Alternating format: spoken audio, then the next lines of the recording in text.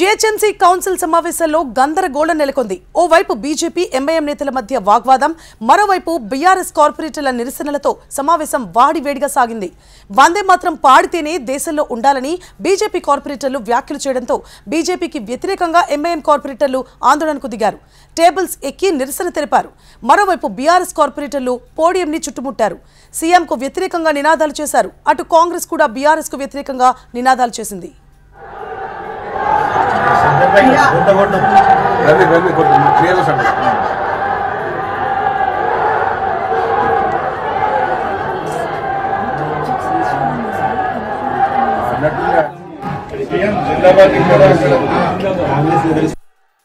వి all respect. ఒక్కసారి నా మాట వినాలి, ఒక్కసారి మీరందరూ కూడా నా మాట వినాలి. ఈ సాంప్రదాయం ఎప్పుడు no no no no don't come to the podium, don't come to the podium. We are going for the picture, tea break, and we are going for the picture. రావద్దు. ఏం పోడియం దగ్గరికి ఎందుకు వస్తున్నావు? పోడియం దగ్గరికి ఎందుకు వస్తున్నావు? No, no, push them out. But take them out. Take him out. Wait, take those people out. లేదు, రవీందర్ కి లేదు, మీకు లేదు సబ్జెక్ట్. నేను చెప్తున్నాను, మీకు లేదు, మీకు లేదు, మీకు లేదు. అందుకే మీ ఎమ్మెల్యేలతో మాట్లాడిపిస్తుండ్రు. వి ఆల్ రెస్పెక్ట్. ఒక్కసారి నా మాట వినాలి, ఒక్కసారి మీరందరూ కూడా నా మాట వినాలి. ఈ సాంప్రదాయం ఎప్పుడు no no no no don't come to the podium, don't come to the podium. We are going for the picture, tea break, and we are going for the picture. Yes, GHMC council సమావేశాల్లో గందరగోళం నెలకొంది. ఓవైపు BJP MIM నేతల మధ్య వాగ్వాదం, మరోవైపు BRS కార్పొరేటర్ల నిరసనలతో సమావేశం వాడివేడిగా సాగింది. వందే మాత్రం పాడితేనే దేశంలో ఉండాలని బీజేపీ కార్పొరేటర్లు వ్యాఖ్యలు చేయడంతో బీజేపీకి వ్యతిరేకంగా ఎంఐఎం కార్పొరేటర్లు ఆందోళనకు దిగారు. టేబుల్స్ ఎక్కి నిరసన తెలిపారు. మరోవైపు బీఆర్ఎస్ కార్పొరేటర్లు కూడా పోడియంని చుట్టుముట్టారు. సీఎంకు వ్యతిరేకంగా నినాదాలు చేశారు. అటు కాంగ్రెస్ కూడా బీఆర్ఎస్ కు వ్యతిరేకంగా నినాదాలు చేసింది. ఇదే అంశానికి సంబంధించి పూర్తి డీటెయిల్స్ మా ప్రతినిధి ఆర్కే అందిస్తారు. ఆర్కే, చెప్పండి, ప్రస్తుతం కౌన్సిల్ ఎలా కొనసాగుతోంది? చూస్తుంటే చాలా పెద్ద రసాబాస్ జరిగినట్టుగా అనిపిస్తోంది.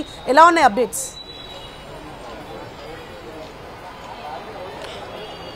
స్వర్ణ, కౌన్సిల్ సమావేశం ఉదయం 11 గంటలకి ప్రారంభం కావడం జరిగింది. మొదట ఎవరైతే ఇటీవల కాలంలో కార్పొరేటర్లు చనిపోవడం జరిగింది, అలాగే ఎమ్మెల్యే చనిపోవడం జరిగింది, మాగంటి గోపీనాథ్ చనిపోవడం జరిగింది, ఆ తర్వాత అందశ్రీ చనిపోవడం జరిగింది. వీళ్ళకి సంబంధించి ముందుగా సంతాప తీర్మానాలు చేయడం జరిగింది. ఆ తర్వాత అన్ని పార్టీలు కూడా సంతాప తీర్మానాలు ప్రకటించడం జరిగింది. ఇది ముగిసిన తర్వాత ఫోటో సెషన్స్ కి అయితే వెళ్లడం జరిగింది. ఫోటో సెషన్ ముగిసి ఏదైతే కౌన్సిల్ ప్రారంభమైన తర్వాత మొదటి నుంచి కూడా బీజేపీ ఒకటే కోరుతుంది, వందే మాతరం సంబంధించి 150 ఏళ్లు ఆ గీతం స్టార్ట్ అయింది కాబట్టి ఖచ్చితంగా పాడాలి అనేది వాళ్ళైతే ప్రపోజల్ పెట్టడం జరిగింది. దీనికి సంబంధించి కూడా మేయర్ కూడా చాలా మంచి ప్రతిపాదన, ఖచ్చితంగా పాడాల్సిందే అంటూ కూడా ఆమె కూడా చెప్పడం జరిగింది. దీనికి సంబంధించిన ప్రపోజల్ మొత్తాన్ని కూడా ఎంపీ రఘునందన్ పెట్టడం జరిగింది. దీనికి అంగీకరించిన తర్వాత ఆ పాడే క్రమంలోనే కొంతమంది కార్పొరేటర్లు, ఎవరైతే ఎంఐఎంకి సంబంధించిన కార్పొరేటర్లు ఆ గీతాన్ని ఆలపించలేదు. అలాగే అందశ్రీకి సంబంధించిన జయ హే తెలంగాణ ఈ గీతాన్ని కూడా ఎంఐఎం కార్పొరేటర్లు కనీసం లేచి నిలబడలేదు అనేది బీజేపీ కార్పొరేటర్లు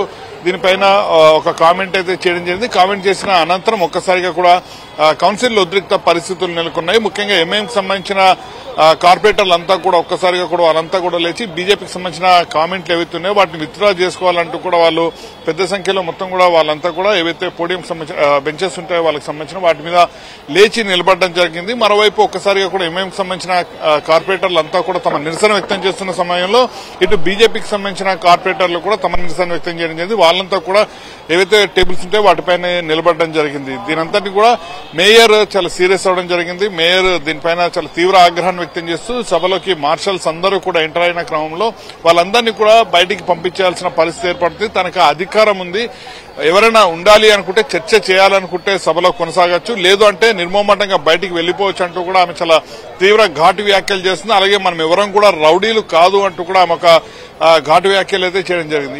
ఇదంతా ముగిసిన తర్వాత 10 నిమిషాలు వాయిదా వేశారు. 10 నిమిషాలు వాయిదా తర్వాత మళ్లీ సభ ప్రారంభమైంది. సభ ప్రారంభమైన తర్వాత తలసాని శ్రీనివాస్ యాదవ్ మాట్లాడడం జరిగింది. ఆయన ఐలాక్ సంబంధించిన డెవలప్మెంట్ సంబంధించిన విషయాల్ని ప్రస్తావించడం జరిగింది. ఆ విధంగా ముందుకు వెళ్తే ఇంకా అభివృద్ధి జరుగుతుంది అనేది ఆయన చర్చ స్టార్ట్ చేశారు.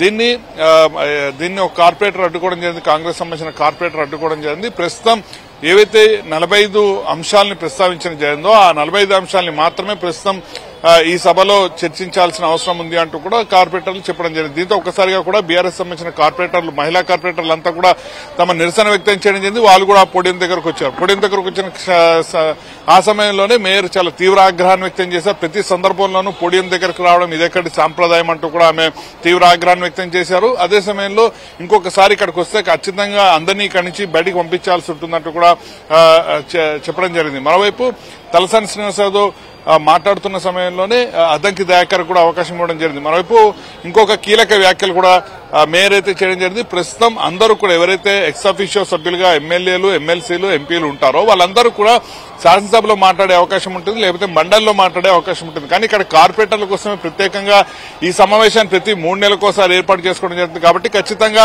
కార్పొరేటర్లకు మాత్రమే తాను అవకాశం ఇస్తానంటూ కూడా చెప్పడం జరిగింది. ఆ సమయంలో కూడా కొంత గందరగోళ పరిస్థితులు నెలకొన్నాయి.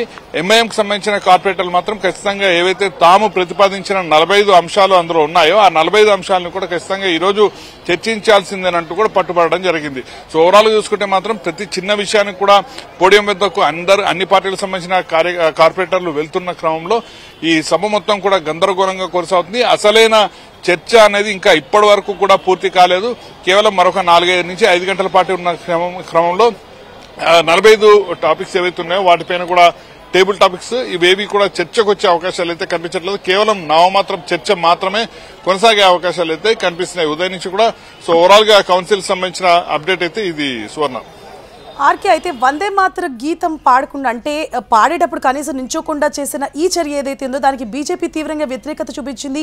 ఈ గీతానికి అంటే మతపరంగా కానీ కులపరంగా కానీ ఏ ప్రాతిపదికన కానీ చెయ్యని గీతం ఇది. ఎందుకంటే ఇది ఒక దేశాన్ని రిప్రజెంట్ చేస్తోంది.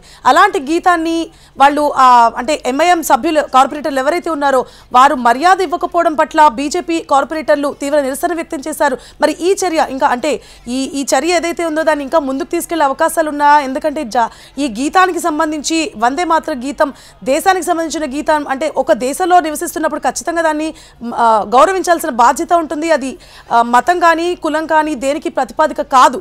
మరి అలాంటి దాన్ని అవమానించినట్లుగా కాదా మరి బీజేపీ సభ్యులు చేసిన దీని పట్ల, ఈ చర్య పట్ల పార్టీ ముందుకు తీసుకెళ్లే అవకాశాలు ఉంటాయా? ఖచ్చితంగా సువర్ణ, ఇప్పటికే దీనికి సంబంధించి కూడా ఏదైతే బీజేపీ ప్రపోజల్ పెట్టడం జరిగిందో వందే మాత్రం గేయాన్ని ఖచ్చితంగా పాడాలి, అలాగే అందశ్రీకి సంబంధించి ఆయన గౌరవ సూచకంగా కూడా ఆయనకు సంబంధించి కూడా పాడాలి అంటూ కూడా చెప్పడం జరిగింది. ఇంత జరిగిన తర్వాత కూడా వాళ్ళు ఎలాంటి ఈ గేయాల్ని ఎక్కడ కూడా పాడిన పరిస్థితి కనిపించలేదు. 6 కార్పొరేటర్లు, ఎంఐఎంకి సంబంధించిన 6 కార్పొరేటర్లు కూడా పూర్తి స్థాయిలో వాళ్ళంతా కూడా తమ అంటే వాళ్ళు ఎవరు కూడా పాడకుండా అందరూ నిలబడి ఆ గేయాన్ని పాడుతున్న క్రమంలో వీళ్ళు మాత్రం కూర్చోవడం జరిగింది. దీనిపైన మాత్రం తీవ్ర ఆగ్రహాన్ని మాత్రం బీజేపీ కార్పొరేటర్లు వ్యక్తం చేస్తున్నారు. అందులో భాగంగానే ఒక మాట కూడా చెప్పడం జరిగింది. అయితే ఇక్కడ ఒక విషయాన్ని చాలా స్పష్టంగా బీజేపీ నేతలు కూడా చెప్తున్నారు.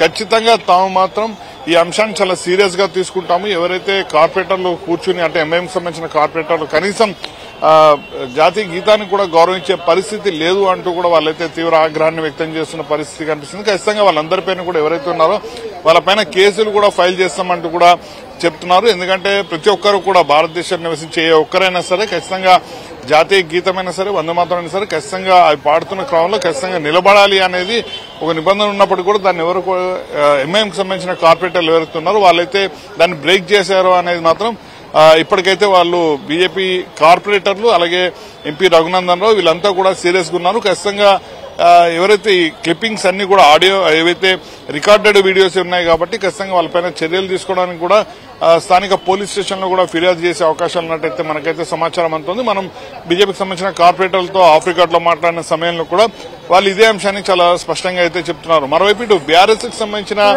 నేతలు కూడా ఎవరైతే కార్పొరేటర్లు కావచ్చు, ఎమ్మెల్యేలు కావచ్చు, ఎక్స్ అఫీషియల్ సభ్యులు ఎవరైతే ఉన్నారో వాళ్ళందరూ కూడా లేచి పూర్తి స్థాయిలో ఈ గీతాన్ని ఆలపించిన సమయంలో ఎంఐఎంకి సంబంధించిన కార్పొరేటర్లకు వచ్చిన అభ్యంతరం ఏంటి అనేది బీజేపీ నేతలు ప్రశ్నిస్తున్నారు. మరోవైపు కనీసం వందే మాతరం గీతానికి సంబంధించిన అంశంలో కనీసం లేవలేదు. అదే సమయంలో అందశ్రీకి సంబంధించిన గీతం ఆలపిస్తున్నప్పుడు జై తెలంగాణ అనే గీతాన్ని ఆలపిస్తున్న సమయంలో కూడా కనీసం లేచి నిలబడే పరిస్థితి లేకుండా పోయింది అనేది అయితే వాళ్ళైతే బీజేపీ కార్పొరేటర్లు అయితే ఆగ్రహం వ్యక్తం చేస్తున్నారు. ఖచ్చితంగా దీనికి సంబంధించిన అంశాన్ని ప్రస్తావిస్తూ కేసు కూడా ఫైల్ చేసే అవకాశాలు ఉన్నట్టయితే తెలుస్తోంది. సువర్ణ.